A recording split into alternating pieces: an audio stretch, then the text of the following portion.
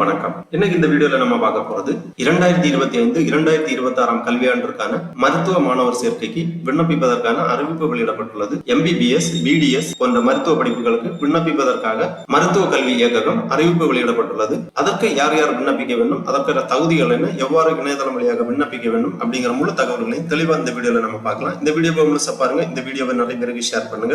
மனித சேவை சேனலை சப்ஸ்கிரைப் பண்ணாதவங்க சப்ஸ்கிரைப் பண்ணி பெல் ஐகானையும் பிரஸ் பண்ணுங்க. 2025 நீட் தேர்வு எழுதிய மாணவர்களுக்கான தேர்வு முடிவுகள் ஜூன் 14 அன்று வெளியிடப்படும் என்று தேசிய தேர்வு முகமை அறிவிப்பு வெளியிடப்பட்டுள்ளது. மருத்துவ படிப்புகளான MBBS மற்றும் BDS படிப்புகளுக்கு இணையதளம் வழியாக விண்ணப்பிக்கலாம் என்று அறிவிப்பு வெளியிடப்பட்டுள்ளது. நீட் தேர்வு எழுதிய மாணவர்களுக்கு தேர்வு முடிவுகள் வெளியிடப்பட்டவன் அவர்களும் விண்ணப்பிப்பதற்காக கால அவகாசம் வழங்கப்படும் என்றும் அறிவுறுத்தப்படுகிறது. மருத்துவ படிப்புகளான MBBS மற்றும் BDS படிப்புகளுக்கு இணையதளம் வழியாக விண்ணப்பிப்பதற்காகவும் அதை பற்றிய முழு தகவல்களை தெரிந்து கொள்வதற்காகவும் இந்த வெப்சைட் ஓபன் பண்ணிக்கோங்க. www.tnmedicalselection.net. இந்த வெப்சைட்டோட லிங்க் நான் டிஸ்கிரிப்ஷன்ல கொடுக்கிறேன். இதுதான் selection committee, directorate of medical education and research. இந்த இணையதளத்தில் தான் மருத்துவ படிப்புகளுக்கு விண்ணப்பிப்பதற்கான வழிவகை செய்யப்பட்டுள்ளது. இந்த வெப்சைட் ஓபன் பண்ணா இதுல நிறைய தகவல்கள் எல்லாமே கொடுக்கப்பட்டிருக்கும். இதுலயே UG courses, PG courses, PMC courses இருக்கு. நம்ம பார்க்க போறது UG கோர்சஸ். இதுல நீங்க கிளிக் பண்ணீங்கன்னா இந்த மாதிரி MBBS, BDS அப்படி கொடுத்திருப்பாங்க. இதுல கிளிக் பண்ணிக்கோங்க. உடனே இந்த மாதிரி நோட்டிபிகேஷன் கொடுத்திருப்பாங்க. பலதரப்பட்ட நோட்டிபிகேஷன் இருக்கு.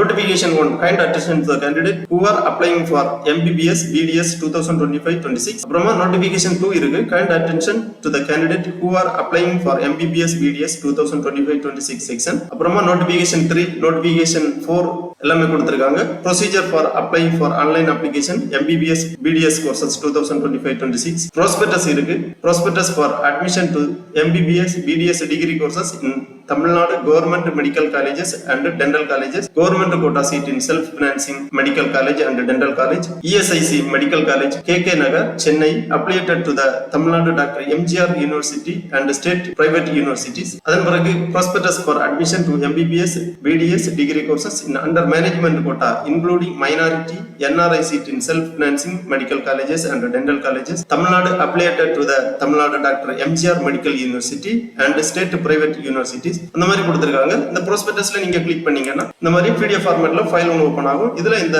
மெடிக்கல் செலக்ஷன், அதாவது மருத்துவ கல்விக்கு விண்ணப்பிப்பது குறித்த முழு தகவல்களுமே கொடுக்கப்பட்டுள்ளது. இந்த ஃபைல் 131 பக்கங்களை கொண்டது. இதுல முழு தகவல்களுமே கொடுக்கப்பட்டுள்ளது. இம்பார்ட்டன்ட் டேட் கொடுத்திருக்காங்க. Date of notification 6/6/2025.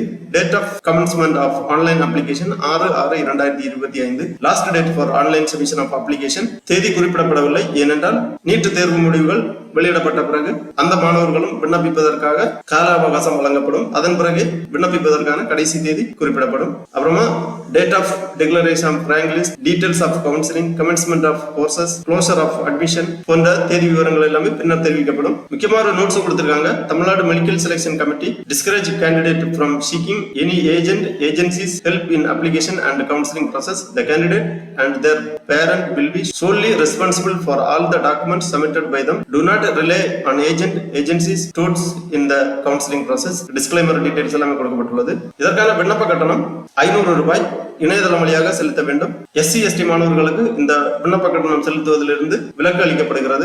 Application fees, registration and choice locking, registration fees, general category, special category, government quota, management quota, NRI quota, PWD quota, exservicemen quota, sports quota, 7.5% special preferential quota போன்ற detail எல்லாமே தெளிவாக கொடுக்கப்பட்டுள்ளது. Merit and rank list, security deposit, allotment போன்ற தகவல்கள் எல்லாமே இந்த ப்ராஸ்பெக்டஸ்ல இருக்கு. மாணவர்கள் தெளிவாக வாசித்து புரிந்து கொள்ளலாம். விண்ணப்பிப்பதற்காக ஒரு டெமோ வீடியோ கொடுத்திருக்காங்க. வணக்கம் மாணவர்களுக்கும் பெற்றோர்களுக்கும். உங்களுக்கு இன்னைக்கு அப்ளிகேஷன் எப்படி ஃபில் பண்ணுறது, அப்லோடு பண்ணுறது அப்படிங்கிறத பற்றிய ஒரு சின்ன விளக்க வீடியோ. சின்னங்கிறது கொஞ்சம் லென்த்தி ஆகலாம். ஏன்னா நம்ம ஃபுல் அப்ளிகேஷனை கோ த்ரூ பண்ணுவோம். நம்ம இந்த ஃபில்லிங் மெத்தட்லாம் சொல்லி தரும்போது நான் தமிழ்லையும் பேசுகிறேன், ஆங்கிலத்திலையும் கலப்பு இருக்கும். ஸோ எல்லாருக்கும் ஹெல்ப்ஃபுல்லாக இருக்கும் அப்படிங்கிறதுக்காக இந்த ஒரு சின்ன முயற்சி.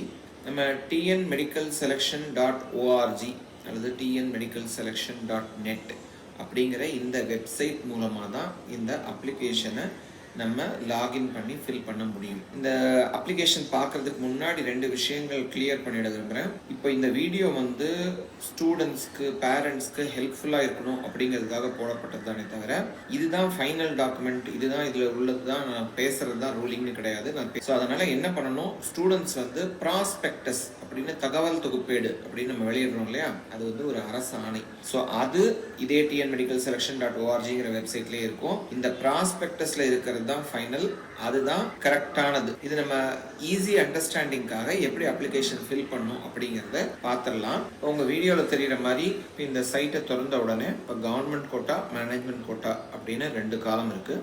நம்ம கவர்மெண்ட் கோட்டா அப்படிங்கிறத நான் கிளிக் பண்ணி உள்ள போயிருக்கேன். Click here for new registration அப்படின்னு இருந்தது இல்லையா, அந்த இடத்துல நம்ம புதுசா ரெஜிஸ்டர் பண்ணணும். ரெஜிஸ்டர் பண்ணும்போது இந்த மாதிரி என்னென்ன விஷயங்கள் படிச்சு பார்க்கணும் அப்படிங்கறது பாருங்க. நான் முழுசா படிச்சு பார்த்துட்டு கீழே நான் படிச்சுட்டேன் அப்படிங்கறத ஒத்துக்கிட்டு அந்த செக் மார்க்கை கிளிக் பண்ண பிறகு அதுக்குள்ள போறேன். இப்போ நம்ம பேசிக் டீடைல்ஸ் கொடுக்குறோம். இந்த பேசிக் டீடைல்ஸ்ல நம்ம வந்து எந்த குவாலிஃபையிங் எக்ஸாமினேஷன், நம்ம +2 வந்து ஸ்டேட் போர்டு ஹையர் செகண்டரி ஸ்ட்ரீம்ல படிச்சோமா அல்லது சிபிஎஸ்சில படிச்சோமா, ஸோ அந்த தகவல்கள் இருக்கு.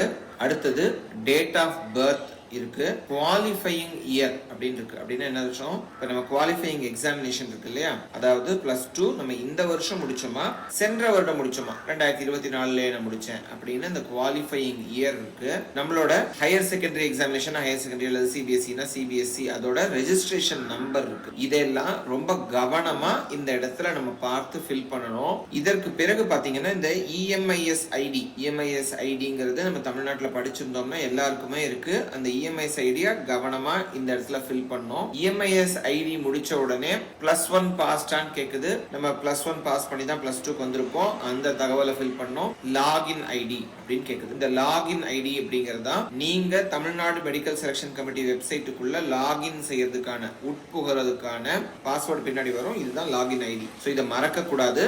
இதை யூனிக்கா உருவாக்கி இந்த இடத்துல இந்த லாகின் ஐடி போட்டுருங்க. லாகின் ஐடிக்கு பிறகு மொபைல் நம்பர். இந்த மொபைல் நம்பர் இமெயில் அட்ரஸும் ரொம்ப ரொம்ப ரொம்ப முக்கியமான விஷயம். இந்த மொபைல் நம்பர் இமெயில் அட்ரஸ்ல தான் உங்களுக்கான இப்போ நீங்க அப்ளிகேஷன் போடும்போது ஓடிபிஸ் வரும், அக்கவுண்ட் நம்பர் கொடுத்து பே பண்ணும்போது அதற்கான ஓடிபி வரும், நீங்க கவுன்சிலிங் ஸ்டேஜ்ல மறுபடியும் லாகின் பண்றதுக்கு இதுல தான் ஓடிபி வரும். அதனால இந்த மொபைல் நம்பர், ஸ்டூடெண்டோட மொபைல் நம்பர், ஸ்டூடெண்ட்டுக்கு தனியா மொபைல் இல்லைன்னா அவங்க பேரண்டோட பொறுப்பான நபரோட மொபைல் நம்பர், யாராவது ஒரு ரேண்டம் பர்சன் அல்லது நம்ம போய் ஒரு ப்ரௌசிங் சென்டர்ல ஃபில் பண்றோம்னா அந்த அவங்களோட நம்பர் அந்த மாதிரி எல்லாம் ஃபில் பண்ணாம நம்ம யூஸ் பண்ற ரெகுலரான mobile number user ID create பண்றதுக்காக கொடுத்துடணும். இப்போ மொபைல் நம்பர் இமெயில் ஐடி கொடுத்த பிறகு பாத்தீங்கன்னா பாஸ்வேர்டு கிரியேட் பண்ண சொல்லும். சோ இதற்கான இந்த வெப்சைட்டுக்கு லாகின் பண்றதுக்கான யூனிக் ஐடி, சோ ஐடி கொடுத்துட்டோம். இப்போ பாஸ்வேர்டு கொடுக்கணும். சோ பாஸ்வேர்டு கொடுத்த பிறகு பேர் என்டர் பண்ணோம். இது நம்மளோட மார்க் ஷீட்ல இருக்கிற மாதிரியான கரெக்டான ஸ்பெல்லிங் மிஸ்டேக் இல்லாத பேரா இருக்கும். ஏன்னா இந்த பேர் தான் நமக்கு அலாட்மெண்ட் ஆர்டர் டவுன்லோட் ஆகிற வரைக்கும், நம்ம காலேஜ்ல பதிவாகிற வரைக்கும் வரும். மிஸ்டேக் ஆயிடுச்சுன்னா அதை மாத்துறது ரொம்ப சிரமமா இருக்கும். அதனால கவனமா நம்ம +2 மார்க் லிஸ்ட் எடுத்து வச்சுட்டு அதற்கு பிறகு அதுல இருந்து ஃபில் பண்ணிக்கலாம். பொதுவாகவே மாணவர்களுக்கு நான் என்ன சொல்லுவேன்னா, வெப்சைட்டுக்குள்ள ஒரு முறை போய் பார்த்துட்டு அதற்கு பிறகு என்னென்ன டாக்குமெண்ட் வேணும்னு ப்ராஸ்பெக்டஸ்ல போட்டிருக்கோ அந்த டாக்குமெண்ட் எல்லாத்தையும் கையில வச்சுக்கிட்டு, பிசிக்கல் காப்பீஸை கையில வச்சுட்டு கூட இந்த டாக்குமெண்ட் எல்லாத்தையும் ஸ்கேன் பண்ணி பிடிஎஃப் ஃபார்மேட்ல, போட்டோஸ் எல்லாம் ஜேபிஜி ஃபார்மேட்லயும், டாக்குமெண்ட்ஸ் எல்லாம் நம்ம சர்டிபிகேட்ஸ் எல்லாத்தையும் பிடிஎஃப் ஃபார்மேட்லயும் ஸ்கேன் பண்ணி நம்ம கம்ப்யூட்டர்ல, இப்ப நம்ம கம்ப்யூட்டர்ல தான் பதிவு பண்றோம் அப்படின்னா அந்த கம்ப்யூட்டர்லயே ஒரு ஃபோல்டர்ல பெயர் போட்டு, இப்போ உதாரணத்துக்கு கம்யூனிட்டி சர்டிபிகேட்னா கம்யூனிட்டி சர்டிபிகேட், நேட்டிவிட்டி சர்டிபிகேட்னா நேட்டிவிட்டி சர்டிபிகேட் அப்படின்னு பெயரிட்டு ரீநேம் பண்ணி எல்லாத்தையும் ஒரு ஃபோல்டர்ல சேவ் பண்ணிட்டு அதற்கு பிறகு அப்ளிகேஷன் ப்ராசஸ் ஸ்டார்ட் பண்ணோம்னா கொஞ்சம் ஈஸியா இருக்கும். இப்போ இந்த பேசிக் டீடைல்ஸ் கொடுத்த உடனே பாத்தீங்கன்னா நமக்கு அந்த இப்ப நம்ம மொபைல் நம்பர் கொடுத்தோம் இல்லையா, அதுல ஒரு ஓடிபி வரும். அந்த ஓடிபியை நீங்க இங்க ரெஜிஸ்டர் பண்ணீங்கன்னா தான் நீங்க இந்த வெப்சைட்டுக்குள்ள ரெஜிஸ்டரே ஆவீங்க. சரிங்களா? இப்போ இந்த ஓடிபி நமக்கு வந்துருச்சாங்கிறத செக் பண்ணிட்டு பதிவு பண்றோம். இந்த ஓடிபி போட்ட உடனே நீங்க சப்மிட் கொடுக்க முடியும். ஓடிபி வரல அப்படின்னா ரீசெண்ட் ஆப்ஷன் ஆப்வியஸா இருக்கும். ரீசெண்ட் பண்ணி மறுபடியும் மறுபடியும் ஓடிபி வந்த பிறகு நம்ம உள்ள சப்மிட் பண்ணி ரெஜிஸ்டர் ஆயிடும். இது ரெஜிஸ்ட்ரேஷன் மட்டும்தான், அப்ளிகேஷன் ப்ராசஸ் இன்னும் முடியல. இப்ப இதற்கு பிறகு வெப்சைட்ல பாத்தீங்கன்னா ஸ்டெப்ஸ் ஆஃப் ஆன்லைன் ரெஜிஸ்ட்ரேஷன் அப்படின்னு என்னென்ன கொடுத்திருக்குன்னு பாருங்க. ரெஜிஸ்ட்ரேஷன் இருக்கு, அதுக்கு முன்னாடியே ப்ராஸ்பெக்டஸ் இருக்கு, அதை படிச்சுக்கோங்கன்னு சொல்றோம். லாகின் அப்படின்னு இருக்கு. அடுத்தது அப்ப நம்ம என்ன பண்ணோம், ஏற்கனவே கொடுத்தோம்ல யூசர் ஐடி, அதையும் பாஸ்வேர்டையும் வச்சு லாகின் ஆகணும். அதற்கு பிறகு என்ன இருக்கு, டீடைல்ஸ் ஃபில் அப் பண்ணோம், டாக்குமெண்ட்ஸ் அப்லோட் பண்ணோம், பேமெண்ட் பண்ணோம். இது எல்லாத்தையும் செஞ்சாதான் ரெஜிஸ்ட்ரேஷன் கம்ப்ளீட் ஆகும். அப்பதான் நம்ம ஆன்லைன் அப்ளிகேஷனை சப்மிட் பண்ணிருக்கோம்னு அர்த்தம். சரிங்களா? நம்ம தொடர்ந்து இப்ப ஏற்கனவே யூஸ் பண்ண யூசர் ஐடி பாஸ்வேர்ட் இருக்கு இல்லையா, அதை வச்சு லாகின் ஆகும். இப்ப லாகின் ஆயிட்டோம். சோ இப்போ நம்ம டீடைல்ஸ் ஃபில் அப் பண்றதுக்கான பேஜுக்கு வந்துட்டோம். இப்ப பேரு, டேட் ஆஃப் பர்த் பாருங்க ஆட்டோ பாப்புலேட் ஆயிடுச்சு. அதுவே டேட்டாவை நம்ம முதல் ஸ்டெப்ல கொடுத்தோம் இல்லையா, அங்க இருந்து எடுத்துச்சு. அடுத்து ஜெண்டர், ஜெண்டருக்கு பிறகு தந்தையின் பெயர், name of the father or guardian கேட்டிருக்காங்க. சோ அந்த இடத்துல கரெக்டா பேர் ஃபில் அப் பண்றோம். சோ அடுத்து நேஷனாலிட்டி, இந்தியனா அல்லது இந்த ஓசிஐ பிஐஓ கேட்டகரியில இருந்தா அப்ளை பண்ணலாம் கவர்மெண்ட் கோட்டால. சோ அந்த கேட்டகரியில இருக்குமா அப்படிங்கறத கேக்குது. அதுக்கு அடுத்தது நேட்டிவிட்டி, தமிழ்நாடு நேட்டிவா சேர்ந்தவர்களா அல்லது வேறு மாநிலத்தை சேர்ந்தவர்களா அப்படிங்கறத தமிழ்நாடு கொடுத்து குடிக்கிறோம். Nativity, religion, name of the mother, community. இப்போ கம்யூனிட்டியில நம்ம வந்து பிசியா, எம்பிசியா, எஸ்சியா, எஸ்சிஏவா, எஸ்டியாங்கிறது கொடுத்துட்டோம்னா அதற்கு பிறகு அந்த பக்கத்துல உள்ள ஃபீல்டுல நம்மளோட குறிப்பிட்ட உட்பிரிவு என்ன, கம்யூனிட்டியில உட்பிரிவு என்ன அப்படிங்கறத கேட்கும். ஸோ இப்போ நீங்க பிசி ஓபன் பண்ணீங்கன்னா பிசியோட உட்பிரிவுகள் ஓபன் ஆகும், எம்பிசியை கிளிக் பண்ணோம்னா எம்பிசியோட உட்பிரிவுகள் ஆகும். நான் இங்க வந்து ஒரு டீடைல் கொடுத்துட்டு உள்ள போறேன். ஸோ இப்போ அடுத்தது பாத்தீங்கன்னா பிளேஸ் ஆஃப் பர்த் அப்படின்னு கேட்கும், எந்த மாநிலத்தில் நீங்கள் பிறந்தீர்கள். நேட்டிவிட்டி, நீங்க தமிழ்நாட்டை சேர்ந்தவராக இருந்தோம் கர்நாடகால பிறந்திருந்தீங்கன்னா பிறப்புக்கான இடம்னா இந்த இடத்துல கொடுக்கலாம், தப்பு இல்லை. நேட்டிவிட்டி, நீங்க எந்த ஊரை சேர்ந்தவர், நேட்டிவிட்டிங்கிறதும் பர்த் பிளேஸும் ஒண்ணும் கிடையாது. அடுத்து ஆதார் நம்பர், ஆதார் நம்பர் சரியான ஆதார் நம்பரை இங்க வந்து என்டர் பண்ணோம். பிளட் குரூப் கேட்டிருக்கோம், பிளட் குரூப் என்டர் பண்ணுங்க. இப்ப இந்த இடத்துல candidates name as in Aadhaar அப்படின்னு கேட்கிறோம். இது ஆதார் வெரிஃபிகேஷனுக்காக. சோ இப்ப ஆதார்ல என்ன பேர் இருக்கோ அது, ஒருவேளை பிளஸ் 2 மார்க் லிஸ்ட்ல இருக்கிறது வேற பேரா இருந்தா இங்க இந்த இடத்துல ஆதார்ல இருக்கிற பேரை என்டர் பண்ணுங்க.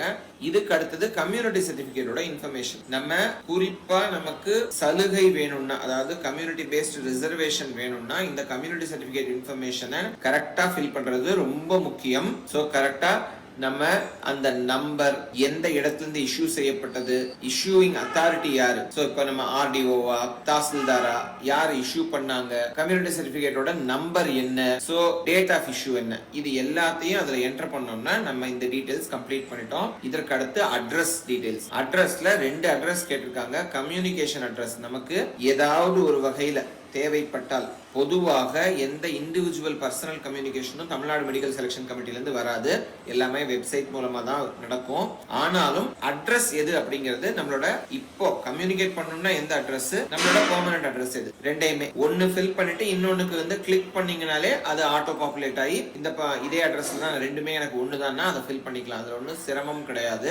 அடுத்தது ஸ்பெஷல் கேட்டகரி இன்ஃபர்மேஷன். ஸோ நம்ம வந்து இந்த ஏதாவது ஸ்பெஷல் கேட்டகரிஸ்ல வர்றோமா, அதாவது ஸ்போர்ட்ஸ் அதுல உள்ளவங்களா, மாற்றுத்திறனாளிகளா அல்லது எக்ஸ் சர்வீஸ்மென் முன்னாள் ராணுவத்தினர் கேட்டகரியில வருமா, அல்லது இந்த ஐஆர்டி எனப்படும் ரோட் டிரான்ஸ்போர்ட் கார்பரேஷனை சேர்ந்தவர்களா, இந்த இன்ஃபர்மேஷன் கொடுத்துட்டு சேவ் அண்ட் ப்ரொசீட் கொடுத்து அடுத்த ஸ்டெப்புக்கு போறோம். இந்த சேவ் அண்ட் ப்ரொசீட் கொடுக்கிறதுக்கான காரணம் என்னன்னா, இந்த ஒரு ஸ்டெப்லயும் உள்ள இன்ஃபர்மேஷனை நீங்க திரும்ப ரீஃபீட் பண்ண தேவையில்ல. ஒருவேளை நடுவில் வந்து ஏதாவது கட் ஆயிடுச்சு, இன்டர்நெட் கட் ஆயிடுச்சுன்னா இந்த இன்ஃபர்மேஷன் சேவ் ஆயிடும். அதற்காக இந்த ஸ்டெப்புகள் இருக்கு. இதற்கு பிறகு பார்த்தோம்னா நம்ம 6th ல இருந்து +2 வரைக்கும் படிச்சதுக்கான இன்ஃபர்மேஷன். சோ இப்போ நம்ம வந்து கவர்மெண்ட் ஸ்கூல்ல படிச்சோமா இல்லையா அப்படிங்கிறது முக்கியமா இங்க கொடுக்கணும். 7% சிறப்பு இடஒதுக்கீடு அரசு பள்ளி மாணவர்களுக்கு இருக்கிறதுனால அந்த மாணவர்கள் ஃபில் பண்ணும்போது இங்க அரசு பள்ளியில படித்தாங்களா, அரசு பள்ளியில படிக்கலன்னா நோ அப்படிங்கறத கிளிக் பண்ணும். சரியா? இது பல பேர் வந்து தவறா ஃபில் பண்ணிடுறோம். அரசு பள்ளியில படித்தோம் அப்படின்னு ஃபில் பண்ணாதான் அந்த 7% இடஒதுக்கீடுக்கு உள்ள வர முடியும். அதனால 7% இடஒதுக்கீடை பொறுத்த வரைக்கும் நம்ம பாத்தீங்கன்னா இந்த வருஷம் போன வருஷம் முடித்த எல்லா அரசு பள்ளி மாணவர்களுக்கும் அந்த இஎம்ஐஎஸ்ல வச்சே டேட்டா எடுத்துக்கலாம். சிஇஓ சர்டிபிகேட் தேவையில்லை. அதனால குறிப்பா இந்த இஎம்ஐஎஸ் ஐடி கரெக்டா ஃபில் பண்ணோம். அதே மாதிரி ஸ்கூல் இன்ஃபர்மேஷன் பண்ணும்போது 6வது இருந்து ஒவ்வொரு வருடமும் எந்த ஸ்கூல்ல படிச்சீங்க இன்ஃபர்மேஷன் பண்ணோம். ரொம்ப டைப் பண்ணணும்னு அவசியம் இல்லை. நீங்க 6வது படிச்சுட்டு அதே ஸ்கூல்ல தான் 12வது வரைக்கும் படிச்சீங்கன்னா அந்த மேல உள்ள கிளிக் மார்க் கிளிக் பண்ணீங்கனாலே போதும். அது வந்து அதே ஸ்கூல்லயே எல்லா வருஷமும் படிச்சோன்னு எடுத்துக்கும். அதற்கு பிறகு நமக்கு பாத்தீங்கன்னா எந்த டைப் ஆஃப் ஸ்கூல் அப்படின்னு இருக்கும். சோ இந்த டைப் ஆஃப் ஸ்கூல்ல முக்கியமா கரெக்டா ஃபில் பண்ணுங்க. அது கவர்மெண்ட் ஸ்கூலா இருக்கலாம், எய்டட் ஸ்கூலா இருக்கலாம், சிபிஎஸ்இ ஸ்கூலா இருக்கலாம், கார்ப்பரேஷன் ஸ்கூலா இருக்கலாம். சரியா? இந்த மாதிரி ஸ்பெஷல் ஸ்கூல்ஸ் நிறைய இருக்கு இல்லையா, அதெல்லாம் இருக்கலாம். அதற்கான எல்லா காலமும் இருக்கு. அது இல்லாம இதுல எதுலயுமே உங்க ஸ்கூல் ஃபிட் ஆகாதுன்னா அதர்ஸ்னு ஒரு காலமும் இருக்கு, அதை நீங்க ஃபில் பண்ணலாம். அதற்கு பிறகு ஆர்டிஇ, அதாவது ரைட் டு எஜுகேஷன்ல நம்ம வர்றோமா, அதாவது கல்வி உரிமை சட்டத்தின் கீழே நம்ம வந்து தனியார் பள்ளிகள்ல படித்தாலும், ஆனா கல்வி உரிமை சட்டத்தின் கீழே படிச்சிருந்தா நம்ம வந்து இந்த 7.5% ஒதுக்கீட்டுக்கு நம்ம தகுதி பெற்றவர்களாகும். அதனால இந்த ஆர்டிஇ 6-7-8ல படிச்சு அதற்கு பிறகு அரசு பள்ளிகள்ல படித்தீங்களா அப்படிங்கிறதுக்கான கேள்வி. இல்ல சார் நான் வந்து பிரைவேட் ஸ்கூல்ல தான் படிச்சேன்னா அந்த ஆர்டிஇல நோ அப்படின்னு கொடுத்துடலாம். அதற்கு பிறகு எந்த மாவட்டம் அப்படிங்கிறதும் நீங்க மாவட்டத்தை ஃபில் பண்ணீங்கனாலே வந்து ஸ்டேட், இப்ப நீங்க ஸ்டேட் போர்ட்ல தான் படிச்சோம் அப்படின்னு கொடுத்தோம்னா தமிழ்நாடுங்கிறது ஆட்டோ பாப்புலேட் ஆயிடும். இதை நீங்க கரெக்டா பார்த்து இந்த பேஜை ஃபில் பண்ணிட்டு இந்த ஸ்கூல் இன்ஃபர்மேஷன் முடிஞ்ச உடனே அடுத்த ஸ்டெப் முடிஞ்சு சேவ் அண்ட் ப்ரொசீட் கொடுத்துடலாம். இதற்கு அடுத்த பேஜ்ல நீட்டுக்கான டீடைல்ஸ் கேட்டிருக்கோம். சோ நீட்ல ரோல் நம்பர் என்ன அப்படிங்கறத முதல்ல கொடுத்துடணும். அதுக்கு அடுத்தது நீட் அப்ளிகேஷன் நம்பர், ரோல் நம்பர்ங்கிறது வேற, அப்ளிகேஷன் நீட் அப்ளிகேஷன் நம்பர்ங்கிறது வேற, அது ரெண்டையும் ஃபில் பண்ணோம். எத்தனை முறை நீங்க நீட்டுக்கு அப்பியர் ஆயிருக்கீங்க, இதான் ஃபர்ஸ்ட் டைம் அப்பியர் ஆகுறோம்னா ஃபர்ஸ்ட் அட்டெம்ப்ட் கொடுக்கலாம். இல்ல 2024லயே அப்பியர் ஆனா இது ரெண்டாவது முறைனா செகண்ட் அட்டெம்ப்ட் அப்படின்னு கொடுப்போம். சோ அதுக்கப்புறம் எந்த மாநிலத்துல நீங்க நீட் எழுதுனீங்க அப்படிங்கிற டீடைல்ஸ் கொடுக்கணும். அதுக்கப்புறம் கோச்சிங், ஏதாவது நீட்டுக்கு ஸ்பெஷல் கோச்சிங் நீங்க போனீங்களா அப்படிங்கறதையும், கோச்சிங் போயிருந்தா அது எந்த சென்டர்ல, அது அரசாங்கத்தால் உருவாக்கப்பட்ட ஏதாவது கோச்சிங்கா இல்ல தனியார் மூலமா கோச்சிங் போனீங்களாங்கிற தகவலை நம்ம இங்க ஃபில் பண்ணோம். நீட்டுக்கு பிறகு அகாடமிக் இன்ஃபர்மேஷன் அப்படின்னு நம்ம சொல்றோம். அதாவது நம்ம +2 படிச்சோம் இல்லையா, அது சம்பந்தமான இன்ஃபர்மேஷன். சோ நம்ம +2 மார்க் அதையெல்லாம் ஃபில் பண்ண வேண்டியிருக்கும்.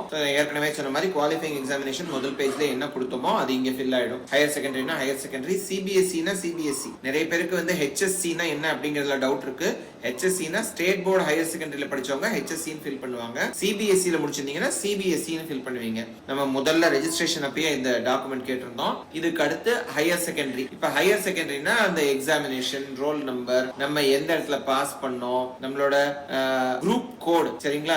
அதாவது நம்ம வந்து பிசிக்ஸ், கெமிஸ்ட்ரி, மேத்ஸ், பயாலஜி படிச்சோமா, பிசிக்ஸ், கெமிஸ்ட்ரி, பாட்னி, ஜுவாலஜி படிச்சோமா, ஒவ்வொன்றுக்கும் குரூப் கோடு கொடுத்துருக்காங்க இல்லையா, அந்த குரூப் கோடும் இந்த இடத்துல ஃபில் பண்ணணும். இந்த குரூப் கோடை ஃபில் பண்ண பிறகு நம்மளோட சப்ஜெக்ட்ஸ் பாப்புலேட் ஆயிடும். அந்த குரூப்புக்கு ஏற்ற மாதிரி சப்ஜெக்ட்ஸ் இருக்கும். ஸோ இப்போ இந்த இடத்துல சப்ஜெக்ட்ஸ்ல நம்ம இங்கிலீஷ், பிசிக்ஸ், கெமிஸ்ட்ரி, பயாலஜி, அது தவிர என்ன வேற என்ன படிச்சிருந்தோமோ அந்த சப்ஜெக்ட்ஸ்ல நம்மளோட ரெஜிஸ்ட்ரேஷன் நம்பர், மார்க்ஸ், நம்ம எக்ஸாம் எப்ப அப்பியர் ஆனோ, எந்த வருடம், அதற்கான மொத்த மதிப்பெண் எவ்வளவு, நம்ம எடுத்த மதிப்பெண் எவ்வளவு. சார் அகைன் வந்து இத்தனை இடத்துல எப்படி சார் ஃபில் பண்ணிட்டே இருக்கணும், ரொம்ப காம்ப்ளிகேட்டடா இருக்கு. இல்ல ஒண்ணும் இல்ல, ஒரே தடவை தான். இப்ப 2025 அப்பியர் ஆகி எல்லா எக்ஸாமும் அப்பதான் எழுதணும்னா ஒன்னு கிளிக் பண்ணிட்டு அந்த மேல உள்ள கிளிக் பாக்ஸ், செக் பாக்ஸை கிளிக் பண்ணீங்கன்னா அது அந்த வருஷத்துக்கான ரெஜிஸ்ட்ரேஷன் நம்பர், மந்த், இயர் எல்லாம் பாப்புலேட் ஆயிடும். நீங்க டோட்டல் மார்க்ஸும் நீங்க எவ்வளவு மார்க்ஸ் எடுத்தீங்கங்கிற டீடைலும் ஃபில் பண்ணா போதும். இது நம்மளோட அகாடமிக் இன்ஃபர்மேஷன். இது முடிஞ்ச உடனே அகைன் ஒரு முறை சேவ் அண்ட் ப்ரொசீட்னு கொடுத்துட்டா இந்த வரைக்கும் உள்ள எல்லா இன்ஃபர்மேஷனும் ஸ்டோர் ஆயிடும். ஒருவேளை நம்ம நடுவில் லாக் அவுட் பண்ணிட்டு லாக் ஆன் பண்ணோம்னாலும் இது வரைக்கும் உள்ள இன்ஃபர்மேஷன் நம்ம திரும்ப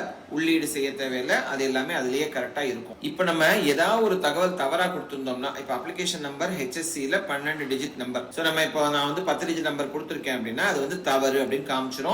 நம்ம அந்த இடத்துல போயிடணும். இதற்கு அடுத்தது அடிஷனல் இன்ஃபர்மேஷன் கேக்குறோம். இங்க வந்து மதர் டங், தங்களோட தாய்மொழி என்ன, நம்மளோட நேட்டிவ் என்ன, நம்ம எங்க வசிக்கிறோமோ அது வந்து வில்லேஜ் பஞ்சாயத்தா, டவுன் பஞ்சாயத்தா, மாநகராட்சியா அப்படிங்கறத கேக்குறோம். அப்புறம் எந்த மீடியம் ஆஃப் இன்ஸ்ட்ரக்ஷன், நம்ம தமிழ் மீடியம் படித்தோமா, ஆங்கில மீடியம் படித்தோமா, வேற ஏதாவது மொழி பயிற்று மொழியா படித்தோமா அப்படிங்கறத கேக்குறோம். அடுத்தது ஸ்கூலோட சிவிக் ஏரியா அப்படின்னா என்ன அர்த்தம், நீங்க படிச்ச ஸ்கூல் வந்து வில்லேஜ் பஞ்சாயத்துல இருந்துச்சா, டவுன் பஞ்சாயத்துல இருந்ததா. முதல்ல நம்ம வசிப்பிடம் எங்க இருந்தது, அடுத்தது நம்ம ஸ்கூல். நிறைய பேர் வில்லேஜ்ல படிப்போம், ஆனா பக்கத்துல உள்ள ஒரு டவுன் பஞ்சாயத்துல போயிட்டு ஸ்கூல்ல படிச்சிருப்போம். சோ அந்த இன்ஃபர்மேஷனை வந்து கரெக்டா கொடுக்கணும். அதுக்கப்புறம் பேரண்ட்ஸ் ஆக்குபேஷன், எந்த நேட்டிவ் டிஸ்ட்ரிக்ட், நமக்கு ஆனுவல் இன்கம் ஆஃப் பேரண்ட் என்னன்னு கேக்குறோம். இந்த இடத்துல பாத்தீங்கன்னா நம்ம மேனேஜ்மெண்ட் கோட்டாக்கும் அப்ளை பண்ண வேண்டும் அப்படின்னு விரும்பணும்னா கவர்மெண்ட் கோட்டாக்கும் போடுறோம், மேனேஜ்மெண்ட் கோட்டாக்கும் போடுறோம். ஏதாவது ஒண்ணுக்கு தனியா போடுறோம்னா முதல்லயே நம்ம கிளிக்ல செலக்ட் பண்ணிக்கலாம். ஆனா கவர்மெண்ட்ல போடுறேன் சார், ஆனா மேனேஜ்மெண்ட்டுக்கு நான் அப்ளை பண்றேன்னா இங்க நீங்க கிளிக் பண்ணீங்கன்னா உங்களோட இந்த டீடைல்ஸ் எல்லாம் திரும்ப கேட்காம, ஏன்னா இன்னொரு முறை போடுறோம் அந்த இடத்துல ஏதாவது தவறு பண்ணிடுவோங்கிறதுனால திரும்ப கேட்காம இதை அப்படியே அந்த டேட்டாவை எடுத்துக்கும். மேனேஜ்மெண்ட் கொடுத்தீங்கன்னா நீங்க இந்த 3 விஷயங்களை சொல்ல வேண்டியிருக்கும். அதாவது நீங்க என்ஆர்ஐயா, நீங்க ஏதாவது குறிப்பிட்ட ரிலிஜியஸ் அல்லது லிங்குவிஸ்டிக் மைனாரிட்டி கம்யூனிட்டியை சேர்ந்தவங்களா, அதாவது ரிலிஜியஸ் மைனாரிட்டி இன்ஸ்டிடியூஷன் தமிழ்நாட்டில் இப்போதைக்கு எம்பிபிஎஸ் பிடிஎஸ்ல கிறிஸ்டியன் மைனாரிட்டி இன்ஸ்டிடியூஷன் இருக்கு. ஸோ நீங்க இப்ப கிறிஸ்டியன் மைனாரிட்டியை கொண்டவங்களா, அதே மாதிரி லிங்குவிஸ்டிக் மைனாரிட்டியில தெலுங்கு அல்லது மலையாளம் மைனாரிட்டி இன்ஸ்டிடியூஷன்ஸ் இருக்கு. ஸோ நீங்க தெலுங்கு மைனாரிட்டி கிளைம் பண்றீங்களா மேனேஜ்மெண்ட் கோட்டாக்கு கீழே அப்படின்னா அந்த இடத்துல கிளிக் பண்ணோம். ஏற்கனவே நம்ம வந்து மதர் டங்கு மற்ற இடங்கள் எல்லாத்துலயுமே தமிழ்னு கொடுத்துருந்தோம்னா அது இங்க ஆட்டோமேட்டிக்கா இப்ப எனக்கு நடந்த மாதிரி என்ன ஆயிடும், நான் வந்து தமிழ்னு கொடுத்துருந்ததுனால இங்க தெலுங்குக்கு அதுவே மைனாரிட்டியில நோக்கு கிளிக் ஆயிடுச்சு. இதற்கு அடுத்து இந்த ஸ்டெப்பை சேவ் அண்ட் ப்ரொசீட் பண்ணிட்டு அடுத்த ஸ்டெப் போனோம்னா ரீஃபண்ட் பேங்க் டீடைல்ஸ்னு கேட்கும். என்ன சார் இது இங்க என்ன சார் பேங்க் டீடைல், நாங்க இன்னும் பணமே கட்டலையே. இந்த பேங்க் டீடைல் நீங்க கட்ட போற பணத்துக்காக மட்டும் இல்ல, செக்யூரிட்டி டெபாசிட் எனப்படும் காப்பீட்டு தொகை. நம்ம வந்து private college government quota seats போடணும்னாலோ அல்லது பிரைவேட் காலேஜ்ல மேனேஜ்மெண்ட் கோட்டா சீட்ஸ் போடணும்னாலோ அதற்கான சாய்ஸ் போடணும். அந்த சீட்டுக்கும் நான் வந்து கம்பீட் பண்ணும், அந்த சீட்டுக்கும் நான் அப்ளை பண்றேன் அப்படின்னா நீங்க பின்னாடி கவுன்சிலிங் அப்போ செக்யூரிட்டி டெபாசிட்னு ஒண்ணு கட்ட வேண்டியிருக்கும். இப்ப நம்ம போடுறது அப்ளிகேஷன் ஸ்டேஜ். இந்த அப்ளிகேஷனுக்கு பிறகு கவுன்சிலிங் ஆரம்பிக்கும் இல்லையா, அந்த டைம்ல செக்யூரிட்டி டெபாசிட்னு கட்ட வேண்டியிருக்கும். இந்த செக்யூரிட்டி டெபாசிட்ங்கிறது யாரும் சீட்டை விட்டுட்டு போக கூடாது. நான் செலக்ட் பண்ணி ஒரு சாய்ஸ் போட்டுட்டு அது பிறகு விட்டுட்டு போனோம்னா நமக்கு பின்னாடி உள்ள மாணவர்களுக்கு அதனால பாதிப்பு, சீட் பிளாக்கிங் அப்படின்னு சொல்றோம். சுப்ரீம் கோர்ட்டே இது ரொம்ப கடுமையா கண்டிக்குது, இந்த மாதிரி செய்யக்கூடாது அப்படின்னு. அதனால நம்ம அந்த சீட் ஜாயின் பண்ண போறது இல்லைன்னா அதற்காக நம்ம அப்ளை பண்ணக்கூடாதுங்கிறத தடுக்கிறதுக்காகத்தான். ஸோ அந்த செக்யூரிட்டி டெபாசிட் நீங்க ஒருவேளை உங்களுக்கு எல்லா கவுன்சிலிங் ப்ராசஸும் முடிஞ்சதுக்கு பிறகு மாணவர்களுக்கே திரும்ப வந்துடும். நம்ம வந்து சில குறிப்பிட்ட ரூல்ஸை ஃபாலோ பண்ணலன்னா, நம்ம சீட் அலாட் ஆயிட்டு நம்ம போய் ஜாயின் பண்ணாம 3வது ரவுண்ட்ல இருந்து விட்டோம்னா நம்ம செக்யூரிட்டி டெபாசிட் ஃபோர்ஃபீட் ஆயிடும். சரியா, நீங்க இழக்க நேரிடும். அப்படி இல்லாம இல்ல சார் நான் ரூல்ஸ் எல்லாம் கரெக்டா தான் ஃபாலோ பண்ணியிருந்தேன்னா இந்த செக்யூரிட்டி டெபாசிட் நமக்கு திரும்ப வந்துடும். இந்த செக்யூரிட்டி டெபாசிட் எந்த அக்கௌண்ட்டுக்கு உங்களுக்கு திரும்ப வரணுமோ அந்த அக்கௌண்ட் டீடைல்ஸ் கேட்டிருக்கோம். நிறைய பேருக்கு எந்த அக்கௌண்ட்ல அனுப்புறோமோ அந்த அக்கௌண்ட்ல தானே திரும்ப கொடுத்துட்டா சரிதானே அப்படின்னு தோணும். நம்ம எல்லா மாணவர்களையும் கருத்துல கொள்ளணும். நிறைய பேர் கிராமப்புறத்துல இருக்காங்க, நிறைய பேர் மாணவர்கள் அவங்கவுங்க பேர்ல அக்கௌண்ட்டுகள் இல்லை, ஆனா அவங்க எல்லாமும் அப்ளை பண்றாங்க. அப்படி செய்யும் போது அவங்க பிறரோட உதவியை நாடி அவங்க அக்கௌண்ட் மூலமாலாம் அனுப்பும்போது அந்த அக்கௌண்ட்டுக்கு திரும்ப போயிடக்கூடாதுங்கிறதுக்காக நம்ம இங்க உங்களுக்கு எந்த அக்கௌண்ட்டுக்கு இந்த ரீஃபண்ட் தேவை அப்படிங்கறத இங்க கேக்குறோம். இந்த அக்கௌண்ட்டுக்கு தான் நம்ம வந்து ஒருவேளை டியூஷன் ஃபீயே கட்டுறோம் ஆனா அது திரும்ப வர வேண்டிய இருக்கு ஒரு காரணத்தினால அப்படின்னா அந்த எல்லாமே இந்த ரீஃபண்ட்ஸ் எல்லாமே இந்த வழியா தான் நடக்கும். அதனால கவனமா நம்ம இந்த ரீஃபண்ட் அக்கௌண்ட் டீடைல்ஸ் கொடுக்கணும். ஸோ இது நம்ம பேர்ல அக்கௌண்ட் இருந்தா அதுவோ அல்லது நம்ம பெற்றோர் பேர்ல அக்கௌண்ட் இருந்தா அந்த அக்கௌண்ட் டீடைல்ஸ் தான் கொடுக்கணும். அக்கௌண்ட் நம்பர், ஐஎஃப்எஸ்சி கோடு, எந்த பேங்க் பிரான்ச், இது எல்லாத்தையும் ரொம்ப தெளிவாக கரெக்டாக தவறு இல்லாமல் ஃபில் பண்ணோம். ஏன்னா இதுல தவறுகள் இருந்தா இந்த ரீஃபண்ட் ப்ராசஸ் நடக்கிறதுக்கு பிரச்சனையாகும். இதையெல்லாம் இந்த அக்கௌண்ட் டீடைல்ஸ் எல்லாம் என்டர் பண்ண பிறகு இந்த இடத்துல மறுபடியும் ஒரு தடவை ஜெனரேட் ஓடிபின்னு கொடுத்தீங்கன்னா ஓடிபி அங்க உங்களோட ரெஜிஸ்டர்ட் மொபைல் நம்பருக்கு வரும். அந்த ஓடிபியை தான் நீங்க ஃபில் பண்ணும். இதை ஏன் இங்க கொடுத்துருக்கோம், வேற யாராவது அக்கௌண்ட்டை கொடுத்து அவங்களுக்கு பணம் இதை திரும்ப போயிடக்கூடாதுங்கிறதுக்காக தான் இந்த இடத்துல ஒரு ஓடிபி. இந்த ஓடிபி எதற்காக, சேஃப்டிக்காக. இங்க மட்டும் இல்ல நம்ம கவுன்சிலிங்லயும் நம்மளோட சாய்ஸ் போட்ட பிறகு ஒரு தடவை ஓடிபி வரும். ஏன் இதெல்லாம் ஏன் நம்ம செய்யறோம் அப்படின்னா சோ மாணவர் அவங்களுக்கு தேவையான நம்பருக்கு தான் போகணுமே தவிர தெரியாம மற்ற ஏதாவது அக்கௌண்ட் போட்டேன் சார் அவங்க மொபைல் நம்பர் கொடுத்துட்டாங்க அவங்களுக்கே ஓடிபி வந்துருச்சு அப்படிங்கிறதுக்காக இல்லாம இருக்கணுங்கிறதுக்காக தான் ஒவ்வொரு ஸ்டேஜ்லயும் ஓடிபி. அதனால உங்க மொபைல் நம்பரை கொடுங்க, அந்த ஓடிபி வந்ததுக்கு அப்புறம் இந்த ஓடிபி என்ன பர்பஸ்க்காக அப்படிங்கறத கேட்டு அந்த ஓடிபி அங்க ஃபில் பண்ணுங்க. நம்ம யாராவது வேறு நபர்களின் உதவியை நாடுறோம்னா கூட ரொம்ப சுலபமான முறை தான். கம்ப்யூட்டர் ஒரு இன்டர்நெட் கனெக்ஷன் இருந்தா பண்ணிடலாம். மொபைல்ல பண்றத பொதுவா நாங்க என்கரேஜ் பண்றது இல்ல, பண்ண முடியும்னாலும் ஏதாவது இந்த டாக்குமெண்ட் அப்லோட் பண்றதுல எல்லாம் பிரச்சனைகள் வரலாம். அதனால டெஸ்க்டாப், ஒரு லேப்டாப்போ அல்லது ஒரு பர்சனல் கம்ப்யூட்டரோ அல்லது பிரவுசிங் சென்டர் போனோம்னா கூட நம்ம உட்கார்ந்து அந்த சென்டர்ல கம்ப்யூட்டர் மூலமா நம்ம இன்டர்நெட் கனெக்ஷன் வச்சு இதை செஞ்சிட முடியும். இந்த ஸ்டேஜுக்கு அடுத்தது நம்ம அப்லோடிங் ஆஃப் டாக்குமெண்ட்ஸ், நம்ம கூட சர்டிபிகேட்ஸ்லாம் இருக்கு இல்லையா அதெல்லாம் அப்லோட் பண்றதுக்கான அடுத்த கட்டம். இங்க வந்து பாத்தீங்கன்னா நம்மளோட போட்டோ, தம் இம்ப்ரெஷன், நம்மளோட பெருவிரல் ரேகைக்கான பதிவு, சிக்னேச்சர், இது எல்லாமே இங்க தான் நம்ம பண்ணுவோம். அதனால இதையும் என்ன செய்துக்கணும்னா நம்ம நீட்ல எந்த போட்டோ அப்லோட் பண்ணோமோ அதே போட்டோவோட passport size, post card size நம்ம ரெண்டுமே அங்க நீட்ல கொடுத்துருப்போம். அதே மாதிரி அதே போட்டோவை இங்கேயும் எடுத்து வச்சுக்கணும். அதே மாதிரி சைன் பண்ணி அதையும் போட்டோவாக்கி வச்சுக்கணும் ஸ்கேன் பண்ணி. பெருவிரல் கைரேகை வச்சு அதையும் ஸ்கேன் பண்ணி நம்ம போட்டோவா வச்சுக்கணும். இந்த 4 போட்டோவாவும் ஜேபிஜி ஃபைல்னு சொல்லுவாங்க இல்லையா, ஜேபிஇஜி அல்லது ஜேபிஜி. ஸோ அந்த ஃபார்மேட்லையும் மற்ற சர்டிபிகேட்ஸ் எல்லாத்தையும் ஸ்கேன் பண்ணி பிடிஎஃப் ஃபார்மேட்லையும் பொதுவா இதை நம்ம வச்சுக்கணும். ஸோ பாஸ்போர்ட் சைஸ் போட்டோக்கு 50ல இருந்து 100 KB அப்படின்னு கொடுத்துருப்பாங்க. ஸோ நம்ம போட்டோகிராஃபர் மூலமா எடுத்தோம் அப்படின்னா அது வந்து பெரிய ஃபைலா இருக்கும். ஸோ இதை வந்து நம்ம இன்டர்நெட்ல போனீங்கனாலே இந்த ஃபைலை சுருக்கிறதுக்கான நிறைய வெப்சைட்ஸ் இருக்கு. நம்ம இமேஜ் ரீசைஸ், பிடிஎஃப் ரீசைஸ் அப்படின்னு போட்டு நீங்க கூகுள் சர்ச் பண்ணீங்கன்னா நிறைய சைட் வரும். இதுல வந்து நம்ம அந்த போட்டோவை, உதாரணத்துக்கு என்னோட போட்டோ 3 MB இருக்கு அப்படின்னா அதை இந்த மாதிரி ரீசைஸ் சைட்ல போயிட்டு அதை சுருக்கி நம்ம 70 KB 90 KB ஆக்கிக்கலாம். நம்ம அதெல்லாம் ஏற்கனவே செஞ்சு வச்சிருந்தோம்னா இன்னும் ஈஸி. அதை நம்ம அப்லோட் பண்றதுக்கு, நம்ம நீட்ல அப்லோட் பண்றதுக்கும் இந்த மாதிரி தான் நம்ம சைஸ் சுருக்க வேண்டியிருந்திருக்கும். இங்கேயும் அதே தான். நீட்டை ஏற்கனவே செஞ்சு வச்சிருக்கீங்கன்னா அதெல்லாம் ஒரு ஃபோல்டர்ல போட்டு வச்சுட்டு அப்ளிகேஷன் ஸ்டார்ட் பண்ணுங்க. ப்ராசஸ் ஈஸியா இருக்கு. இதுல இந்த போட்டோஸ் 4 விஷயங்கள் சொன்னேன். Passport size photo, post card size photo, மாணவரோட கையெழுத்து, மாணவரோட இடதுகை பெருவிரல் கைரேகை. சரியா? சோ இதெல்லாம் அப்லோட் பண்ண பிறகு டாக்குமெண்ட்ஸ்க்கு போறோம். இந்த டாக்குமெண்ட்ஸ் பொறுத்த வரைக்கும் பாத்தீங்கன்னா நம்ம கீழே கொடுத்திருக்கிற எல்லா டாக்குமெண்ட்டும் 1 by 1 பிடிஎஃப்ல அப்லோட் பண்ணோம். 100% அப்லோடட். இந்த சைட்ல வந்து பாத்தீங்கன்னா click here to view the PDF அப்படின்னு வரும். அப்படின்னா தான் நம்மளுது அப்லோட் ஆயிடுச்சுன்னு அர்த்தம். எல்லாத்தையும் பொறுமையா செஞ்சுட்டு அதற்கு பிறகு நம்ம நெக்ஸ்ட் அப்படிங்கிற இந்த காலம் போனோம்னா, நெக்ஸ்ட் அப்படிங்கிறதுக்கு நீங்க செய்ததெல்லாம் சரியா இல்ல நீங்க அப்ளிகேஷனை சரி பார்க்கணுமா அப்படின்னு கேட்கும். எல்லா அப்ளிகேஷன்ல எல்லா விஷயங்களும் நம்ம ஃபில் பண்ணிட்டோம்னா நெக்ஸ்ட் அப்படிங்கிற இந்த கிரீன் பட்டனை நம்ம கிளிக் பண்ணலாம். ஏதாவது ஒரு சர்டிபிகேட்டை நம்ம அப்லோட் பண்றதை மிஸ் பண்ணிட்டோம்னா அது வந்து அங்கேயே மேல பிளாங்க் வந்துடும், நெக்ஸ்ட் பேஜுக்கு போகாது. அந்த சர்டிபிகேட்டை மேண்டேட்டரியான அந்த சர்டிபிகேட்டை அப்லோட் பண்ண பிறகுதான் நெக்ஸ்ட் போகும். நெக்ஸ்ட் போன பிறகு இந்த பேஜ் ரொம்ப முக்கியம். நம்ம அப்ளிகேஷனை இப்ப இவ்வளவு நேரம் இந்த காலமா ஃபில் பண்ணோம் இல்லையா, இதைத்தான் நம்ம அப்ளிகேஷன் காலமா ஃபில் பண்ணிருக்கோம். இதுதான் நம்மளோட ஃபார்ம். இதை இந்த ஸ்டேஜ்ல வேணும்னா நீங்க டவுன்லோட் பண்ணி பிரிண்ட் அவுட் எடுத்து 1க்கு 2 முறை கூட பாத்துக்கலாம். இங்க மேல பாத்தீங்கன்னா டவுன்லோட் ஆப்ஷன் இருக்கும். அல்லது இந்த ஸ்டேஜ்ல உங்களுக்கு டவுட்டா இருக்கு அப்படின்னா எடிட் போயிட்டு முன்னாடி பார்த்த 5 தனித்தனி இன்ஃபர்மேஷன்ஸ் இருந்துச்சு இல்லையா, அது எல்லாத்தையுமே மறுபடியும் போயிட்டு எடிட் பண்ண முடியும். 5 இன்ஃபர்மேஷன் அந்த டாக்குமெண்ட்ஸ் 6 இது எல்லாத்தையுமே செக் பண்ண முடியும். செக் பண்ணிட்டு நான் எல்லாமே சாட்டிஸ்ஃபைடு கரெக்டா தான் இருக்கு அப்படின்னா ஒரு காப்பி நமக்காக டவுன்லோடு பண்ணி சேவ் பண்ணி வச்சுக்கோங்க. இங்க பாருங்க, டவுன்லோட் பண்ணி சேவ் பண்ணி வச்சுக்கோங்க. கீழே இருக்கிற இந்த செக் பாக்ஸை படிச்சு பாருங்க. நான் கொடுத்தது எல்லாத்தையும் உண்மைதான், இதுக்கு நான் தான் பொறுப்பு அப்படிங்கிறத நீங்க ஒத்துக்கிறீங்க. ஏன்னா இதுல ஃபேக் டாக்குமெண்ட் கொடுத்தோம்னா நமக்கு பனிஷ்மெண்ட்ஸ், தண்டனை இருக்குங்கிறத உணரணும். லீகலா சட்ட நடவடிக்கையே நடக்கும். சோ இது முடிந்த பிறகு நம்ம கொடுத்தோம்னா அகைன் நம்ம கொடுத்த டாக்குமெண்ட்ஸை, நம்ம கொடுத்த இன்ஃபர்மேஷனை ஷார்ட்டா கொடுத்து நீங்க அக்செப்ட் பண்ணிக்கிறீங்களான்னு கேட்கும்.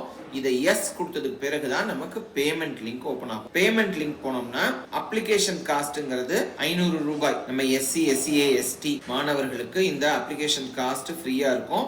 மற்றவர்களுக்கு 500 ரூபாய் அப்படிங்கிற இந்த அப்ளிகேஷன் காஸ்டும் மேனேஜ்மெண்ட்டும் நீங்க அப்ளை பண்ண வேண்டியிருந்தா அதற்குரிய 1000 ரூபாய் சேர்ந்து 1500 ரூபாய் இருக்கும். இந்த அப்ளிகேஷன் காஸ்ட்டை நீங்க பேமெண்ட் போர்ட்டலுக்கு போறீங்க. இதுல பாத்தீங்கன்னா 4ல இருந்து 6 பேங்கோட இந்த பேங்க் கேட்வேஸ் இருக்கும். எதற்காகனா நம்ம ஒரு சமயத்துல ஒரு பேங்கோட சர்வர் ஏதாவது பிரச்சனை ஆயிடுச்சுன்னா மாணவர்கள் நலனுக்காக வச்சிருக்கோம். ஸோ உங்களுக்கு எந்த கேட்வே மூலமா போகணும்னா உங்களுக்கு ஈஸியோ அல்லது உங்களுக்கு எது ஃபர்ஸ்ட் ஈஸியா இருக்கோ அது மூலமா போயிட்டு நீங்க பேமெண்ட் ஆப்ஷன் வரும். அதுல UPI, credit card, debit card, net banking எதன் மூலமா வேணாலும் நீங்க பேமெண்ட் பண்ணி, பேமெண்ட் பண்ண பிறகு பாத்தீங்கன்னா இந்த காலம் வரும். இந்த காலத்துல நீங்க பாருங்க அப்ளிகேஷன் சப்மிட்டடு இந்த மாதிரி வருது இல்லையா, இதுல கடைசி 2 செக் பாக்ஸும் கிளிக் ஆயிட்டாதான் பேமெண்ட் கம்ப்ளீட்டடு, அப்ளிகேஷன் சப்மிட்டட் இந்த 2 பாக்ஸும் கிளிக் ஆயிட்டாதான் நம்மளோட அப்ளிகேஷன் சப்மிட் ஆயிடுச்சுன்னு அர்த்தம். இல்ல சார் பேமெண்ட் போச்சுன்னு நினைக்கிறேன், பேங்க்ல இருந்து எனக்கு மெசேஜ் வரல, போச்சு ஆனா ஃபெயிலியர்னு இங்க காமிக்குது. நம்ம முக்கியமா புரிஞ்சுக்கணும், ஃபெயிலியர்னு காமிச்சா பேங்க்லயே தான் பணம் இருக்குன்னு அர்த்தம். பேங்க்ல இருந்து உங்களுக்கு திரும்ப பணம் வந்துடும். ஸோ நம்ம சப்மிட் பண்ணி சக்சஸ்னு வந்து அப்ளிகேஷன் சப்மிட்டட்னு வந்தாதான் நம்மளோட அப்ளிகேஷன் போனதா அர்த்தம். அதுக்கு முன்னாடி எந்த ஸ்டேஜ்ல நீங்க எவ்வளோ டேட்டா கொடுத்திருந்தாலும் அப்ளிகேஷன் சப்மிட் பண்ணலன்னா உங்களோட அப்ளிகேஷன் ஏற்றுக்கொள்ளப்பட மாட்டாது. ஏன்னா சப்மிட்டட் அப்ளிகேஷனை தான் நம்ம எடுத்துட்டு அதை ஸ்க்ரூட்டினைஸ் பண்ண முடியும். சப்மிட்டே பண்ணலன்னா அந்த அப்ளிகேஷனை நம்ம செக் பண்ண முடியாது. ஸோ அதனால இது எல்லாத்தையும் கவனத்துல கொள்ளணும். இது ரொம்ப கஷ்டமான விஷயம் கிடையாது. நம்ம முக்கியமான ஒரு படிப்புக்கு MBBS அல்லது BDSக்கு நம்ம வந்து அப்ளிகேஷன் போடுறோங்கும் போது கொஞ்சம் கவனத்தோட நம்ம பெற்றோர் யாரையாவது அல்லது ஒரு சீனியர் பர்சன் நமக்கு ரொம்ப முக்கியமானவர் யாரையாவது கூட இருந்துட்டு நம்ம உட்கார வச்சு எல்லாத்தையும் ரெடி பண்ணிட்டு டென்ஷன் இல்லாம ஈஸியா இந்த அப்ளிகேஷனை ஃபில் பண்ண முடியும். இதுல ஒன்றும் சிரமமே கிடையாது. ஆனா முக்கியமா திரும்ப தமிழ்நாடு மருத்துவ தேர்வுக்குழு, medical selection committee, directorate of medical education முற்றிலும் சம்பந்தம் இல்லாத நபர்கள், சரியா? இந்த ஏஜென்ட், பிரவுசிங் சென்டர்ல ஒரு பர்சன் சொன்னாரு, அவரே பண்ணித்தரேன்னு சொன்னாரு, இந்த மாதிரி எல்லாம் நம்பி செய்ய வேண்டாம். ஏன்னா அவர்கள் தவறு செய்திருந்தா அந்த தவறுக்கான விளைவுகள் நம்ம அனுபவிக்க வேண்டியிருக்கும், மாணவர்கள் அனுபவிக்க வேண்டியிருக்கும். ஒரு சர்டிபிகேட்டை தப்பா அப்லோட் பண்ணிட்டா நம்ம அப்ளிகேஷனே ரிஜெக்ட் ஆயிடலாம் இல்லையா? நம்ம சர்டிபிகேட்டை அவங்க ஏதாவது இல்லீகல் ஆக்டிவிட்டிஸ், அவங்க தப்பான ஃபேக்கான ஃபோர்ஜான சர்டிபிகேட் கொடுத்தாங்கன்னா அது மாணவரோட பொறுப்பு தான். ஏன்னா அப்ளிகேஷன் போடுறது மாணவர் தான், அந்த மூன்றாவது நபர் இல்லை. அதனால அந்த பொறுப்பை உணர்ந்து கரெக்டா நம்ம உட்கார்ந்து, நமக்கு முக்கியமானவங்க அவங்க யூஸ்வலா பெற்றோர் இல்லையா? சோ நம்ம பெற்றோர்ல யாராவது ஒருத்தரை உட்கார வச்சுட்டு, அப்படியும் இல்ல சார் பெற்றோருக்கு அவ்வளவு விவரம் இல்லைன்னு நினைச்சீங்கன்னா உங்களுக்கு அக்கறையானவர்கள், உங்களோட ஏற்கனவே செய்தவர்கள், ஸோ உங்களோட ரொம்ப முக்கியமான உறவினர் யாராவது இருக்கலாம், அவங்கள யாராவது உட்கார வச்சுட்டு இந்த அப்ளிகேஷன் ஃபார்மை கம்ப்ளீட் பண்ணுங்க. மேலும் சந்தேகங்கள் இருந்தா தமிழ்நாடு மெடிக்கல் செலக்ஷன் .org tnmedicalselection.orgங்கிற இந்த வெப்சைட்டை பாருங்க. இதுல தான் அனைத்து தகவல்களும் வெளிவரும். இது இல்லாமல் ஏதாவது டவுட் இருந்தா அதே வெப்சைட்ல ஹெல்ப்லைன் நம்பர்ஸ் இருக்கு. ஹெல்ப்லைன் நம்பர்ஸ் காலையில 10 மணில இருந்து சாயங்காலம் 6 மணி வரைக்கும் ஃபங்க்ஷன் ஆகும். அந்த டைம்ல போன் பண்ணி விசாரிக்கலாம், போன் பண்ணி கேட்கலாம். ஒரு போன் போகல அப்படின்னா 8 நம்பர் இருக்கு. இப்ப போகலன்னா 5 நிமிஷம் கழிச்சு திரும்ப கால் பண்ணலாம். சோ அதனால இந்த நம்பர்கள்ல கேட்டு நம்ம உதவி பெற்று இந்த அப்ளிகேஷனை ஈஸியா ஃபில் பண்ணுவோம். வாழ்த்துக்கள், நன்றி, வணக்கம்.